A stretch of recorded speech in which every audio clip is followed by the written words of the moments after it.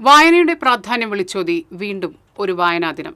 വായനയുടെ വെളിച്ചം ഒരിക്കലും അണയരുത് എന്ന ഓർമ്മപ്പെടുത്തലാണ് ഓരോ വായനാ ദിനവും.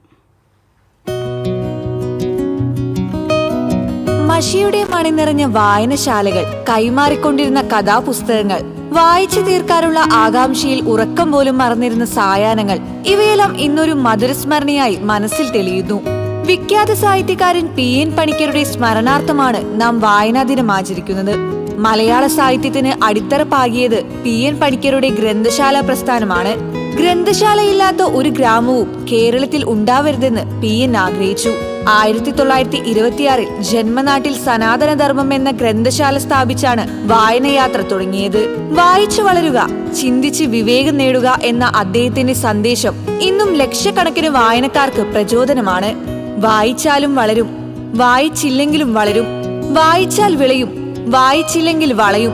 കുഞ്ഞുണ്ണി മാഷിന്റെ ഈ വരികൾ ഓർക്കാതെ ഒരു വായന ദിനവും കടന്നുപോകില്ല. ഈ വരികൾക്ക് ഏറെ പ്രസക്തിയേറുന്ന കാലഘട്ടത്തിലൂടെയാണ് നാം ഇന്ന് കടന്നു പോകുന്നത്. വായനയ്ക്കൊപ്പം തന്നെ വാക്കും ഭാഷയും മരിക്കുന്ന കാലം. കൂട്ടുകാരന്റെ കയ്യിൽ നിന്ന് കടം വാങ്ങിയ പുസ്തകം ആർത്തിയോടെ വായിച്ചു തീർത്ത കാലമല്ലിത്. കേട്ടോ കണ്ടോ കാര്യങ്ങൾ അറിയാൻ ഇഷ്ടപ്പെടുന്ന സമൂഹവുമായി ഒരു ഫോൺ സ്ക്രീനിലേക്ക് ഒതുങ്ങിപ്പോയി പുതുതലമുറ. വായനാ ദിനം ഒരു ഓർമ്മപ്പെടുത്തലാണ്.